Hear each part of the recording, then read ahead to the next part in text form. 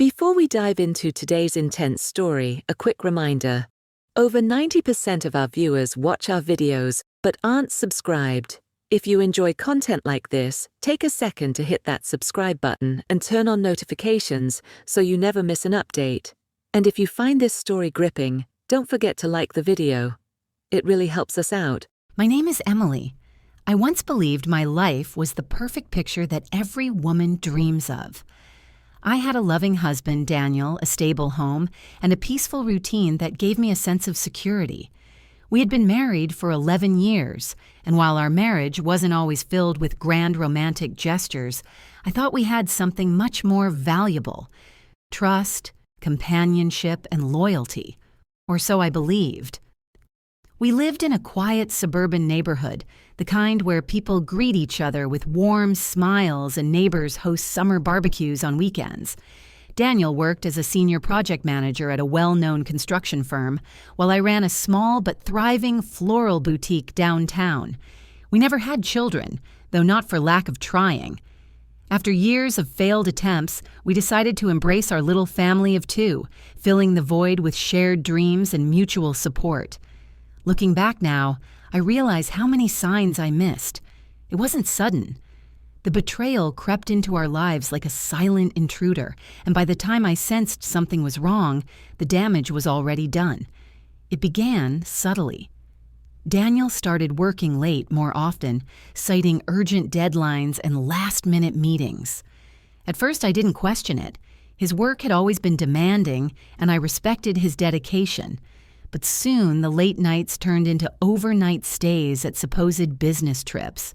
His phone, once left carelessly on the counter, was now guarded like a state secret.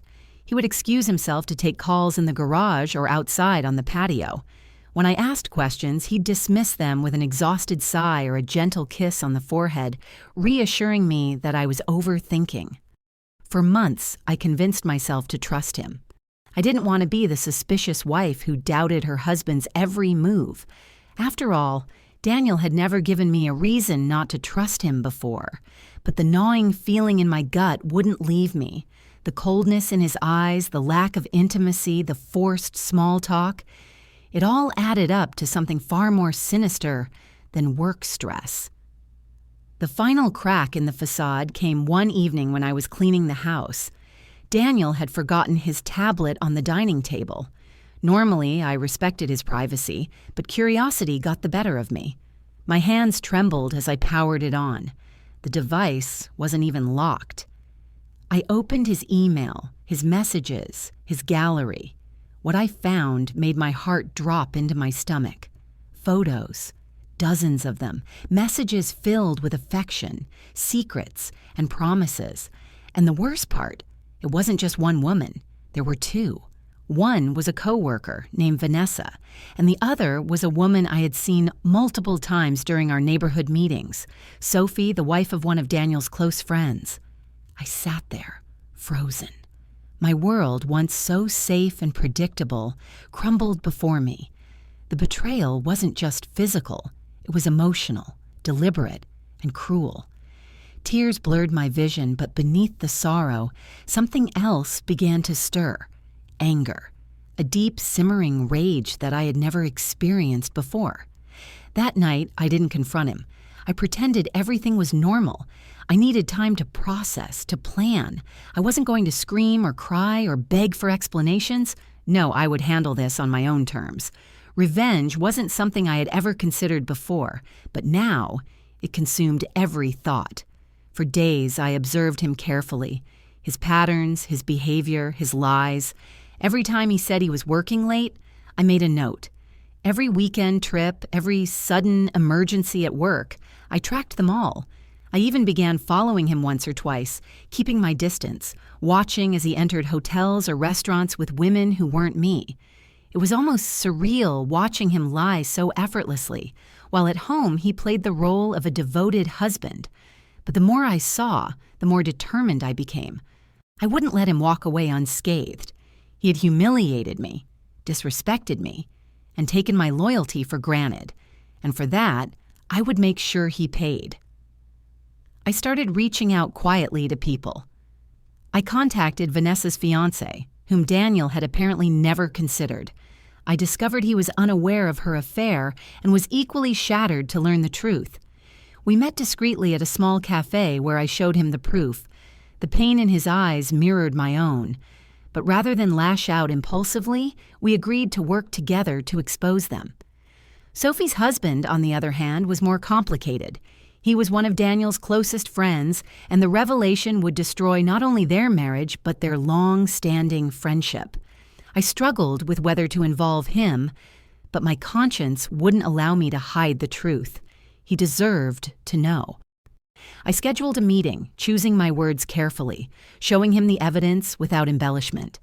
His face turned pale, his hands clenched tightly, but he thanked me for my honesty. With both affairs now exposed to their respective partners, Daniel's perfect web of lies began to unravel, yet I was far from finished. I needed more. Not just personal revenge, but public humiliation. I wanted him to feel the weight of his actions as heavily as I had felt the weight of his betrayal. Daniel's company, like many corporations, had strict policies against fraternization, especially with subordinates or colleagues' spouses. I collected every piece of evidence I could find: emails, texts, photos, dates, times, and even receipts. With a carefully prepared dossier, I anonymously submitted everything to his company's HR department. The investigation was swift and brutal. His boss, who once praised him as a rising star, called him into an emergency meeting. The fallout was catastrophic. Daniel was suspended pending further inquiry, and soon after, he was terminated for violating company policies and ethical standards. Financially, things took a downturn quickly. With no steady income and legal troubles mounting, Daniel's once stable life spiraled into chaos. But my revenge still wasn't complete. I filed for divorce, presenting undeniable evidence of his infidelity. The judge, sympathetic to my situation and armed with the mountain of proof I had gathered, awarded me the majority of our assets, including the house, our joint savings, and spousal support. Daniel, who had once been so confident, now stood before me as a hollow shell of his former self. His friends distanced themselves, his reputation in ruins. Even Sophie and Vanessa abandoned him, choosing to salvage their own lives rather than stay attached to his sinking ship. Yet through it all, I maintained my dignity. I never raised my voice, never stooped to petty arguments. My actions spoke louder than any angry confrontation ever could. But the story didn't end there. Even after the divorce was finalized and Daniel was left picking up the shattered pieces of his life, I realized that true revenge wasn't about destroying him completely. It was about rising above, rebuilding my own life stronger, more confident and happier than ever before. I expanded my floral boutique, opening a second location that quickly became successful. I traveled, met new people, and slowly rediscovered parts of myself that I had lost during my years of trying to be the perfect wife. Daniel occasionally tried to contact me, sending apologetic messages filled with regret. I never replied. His words meant nothing to me anymore. But fate, as it often does, had one final twist in store. A twist I never anticipated, one that would bring my revenge to a level neither of us could have foreseen. Life after the divorce was a strange mixture of freedom and emptiness. For the first time in years, I woke up every morning not having to cater to anyone's needs but my own. There was no more pretending, no more second-guessing. My house was peaceful, my schedule was mine, and my nights were no longer spent wondering if Daniel was truly where he claimed to be. But even with all the freedom, there was a void that lingered, a shadow from the years of betrayal that I couldn't shake off. I poured myself into my work. My floral boutique had always been my safe haven. Now it became my fortress. The business thrived more than ever, and I expanded, hiring new staff, offering event planning services, and even landing a few contracts with luxury hotels and wedding venues. For once, I wasn't just surviving. I was growing, succeeding, and becoming someone entirely independent of my past. One evening, as I was closing up the shop, I received a call from an unknown number. I hesitated for a moment, but answered anyway. "Emily, it's Rachel," the voice said. Rachel was an old acquaintance, a friend from years ago whom I hadn't spoken to since college. We exchanged pleasantries, and then she got to the point of her call. "I heard about everything that happened with Daniel. I know we haven't talked in a while, but I thought you should know something." My stomach tightened. After everything I had already discovered and done, I wasn't sure I was ready for more revelations, but curiosity won. Rachel told me that Daniel had been quietly trying to rebuild his career by working for a competitor of his old company. However, in an act of desperation, he had been using stolen company data to try to secure a major client. Data that was confidential and highly protected. He'd confided in a mutual acquaintance who, concerned about the legal risks, told Rachel. Hearing this, something in me reignited. My revenge had already dismantled his personal life, but if Daniel was now engaging in corporate espionage, he was digging his own grave even deeper. Still, I knew better than to rush into action. I wanted to be precise, calculated, just like before. I contacted a legal consultant I had become acquainted with during my divorce. After presenting him with what Rachel had told me, he advised me on how to gather proper evidence without exposing myself. With his guidance, I reached out to a private investigator. Discreetly, they monitored Daniel's activities, traced his communications, and documented every illegal transaction he was involved in. Over the course of several weeks, the investigator collected damning proof. Emails, phone recordings, files transferred to unauthorized devices. With the evidence secured, I faced a choice: confront him myself or let the law handle it. This time, I chose to stay completely in the shadows. My revenge wasn't about personal satisfaction anymore. It was about justice. I anonymously forwarded the information to both Daniel's new employer and the legal department of his former company. The storm that followed was far more devastating than even I had imagined. The former company filed charges against Daniel for theft of intellectual property. His new employer, blindsided and unwilling to be dragged into a legal battle, terminated his contract immediately. Before long, law enforcement got involved, and Daniel was facing serious legal consequences. Word spread fast. Our once quiet neighborhood buzzed with gossip. People whispered in grocery stores, coffee shops, and PTA meetings about Daniel's downfall. The man who used to walk around with arrogance and charm was now the subject of pitiful glances and silent judgment. Despite everything, Daniel tried to reach out to me again. This time, he left a handwritten letter in my mailbox. In it, he poured out his regrets, his apologies, and even his anger at how his life had turned upside down. He begged for forgiveness, claimed he had been foolish, and pleaded for a second chance at rebuilding some kind of friendship. I read the letter twice, calmly, and then placed it in my shredder without a moment of hesitation. His words had no power over me anymore. The woman I once was, the naive, trusting wife, no longer existed. In the midst of all this, something unexpected happened. Sophie's husband, Michael, the man who had once been Daniel's close friend, reached out to me. Initially, it was to check on how I was doing after the legal storm broke out.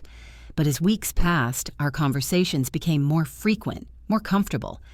Michael was kind, thoughtful, and surprisingly easy to talk to. He, too, had been deeply hurt by the betrayal, and in our shared pain, we found a strange sort of comfort in each other's company. We began meeting for coffee, taking walks, and occasionally having long dinners where we spoke honestly about everything we had gone through. There was no rush, no pressure, just two people healing side by side. For the first time in years, I felt seen and valued in a way that had nothing to do with revenge or bitterness. And slowly, I started to rebuild not just my career or my dignity, but my ability to trust. Daniel, on the other hand, wasn't as fortunate. His legal battle grew worse. The charges against him led to a court trial which became a public spectacle. His savings dwindled, his assets were seized, and eventually he was sentenced to serve time for his crimes. The man who once had everything, a successful career, a beautiful home, a loving wife, was now left with nothing but regrets. Meanwhile, my life blossomed. My boutique expanded to a third location, and I was even featured in a local business magazine for my resilience and entrepreneurial success.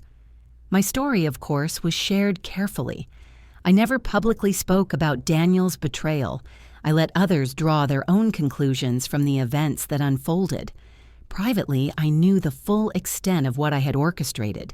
But I also knew I had never broken any laws, never stooped to his level, and never acted out of blind rage. Every move I made was deliberate, precise, and legal. Michael and I grew closer, and while neither of us rushed into anything, it became clear that our bond was something deeper than simple friendship. We were two people who had been shattered by betrayal, and together we found strength. One afternoon, as we walked through a quiet park, Michael turned to me and said, "You know, Emily, life has a strange way of balancing itself out. We both lost something, but we also gained a new beginning." I smiled, feeling a deep sense of peace that I hadn't known in years. "Yes," I replied softly. "Sometimes the best revenge is simply moving on and living well." But even as I embraced this new chapter, a small part of me couldn't help but acknowledge the strange satisfaction that came from knowing Daniel's downfall wasn't just fate. It was carefully designed by the very woman he had underestimated. Little did I know, though, that fate wasn't quite finished with us. There was one final twist waiting on the horizon, a twist that would test my strength and bring my revenge full circle in a way I never could have imagined. Months passed peacefully after Daniel's conviction. Life had settled into a quiet rhythm that finally felt normal again. My business continued to thrive, my personal life grew stronger, and Michael and I, without forcing anything, naturally became a couple. We understood each other's wounds and healed together, without judgment or pressure. One chilly autumn morning, as I was arranging new inventory at the boutique, I received an unexpected visit. A well-dressed woman with nervous eyes and a polite smile entered the shop. "Are you Emily?" she asked gently. "Yes," I replied cautiously. "I'm Claire. I'm Daniel's younger sister." I froze for a moment. Daniel's family had mostly stayed silent throughout everything. They had distanced themselves after his scandals came to light, quietly watching from afar as his life fell apart. Claire, however, seemed different. She didn't come with anger or accusations. Instead, her eyes carried a weight of sadness. "I'm not here to cause any trouble," she continued quickly. I wanted to speak to you, woman to woman." I invited her to sit. We had tea together as she explained her reason for coming. Claire had recently visited Daniel in prison. He was broken, remorseful, and consumed by guilt. According to her, Daniel spoke about me often, about how he had ruined everything, how he had betrayed the only person who ever truly loved him. But Claire wasn't there to plead for his forgiveness. "I know my brother deserves everything that happened," she said softly, "but he's lost hope completely. The only thing that gives him any comfort is the thought that you've moved on and are happy. I thought you should know." Her words struck a chord in me, not out of pity for Daniel, but out of closure. After all that had happened, hearing that he had finally recognized the depth of his mistakes brought a strange sense of finality. I thanked Claire for her honesty and her courage to visit me. As she left, I felt something lift from my chest, a burden I hadn't even realized I was still carrying. In the weeks that followed, Michael and I continued to build our life together. We bought a small cottage just outside the city, surrounded by gardens I personally designed and nurtured.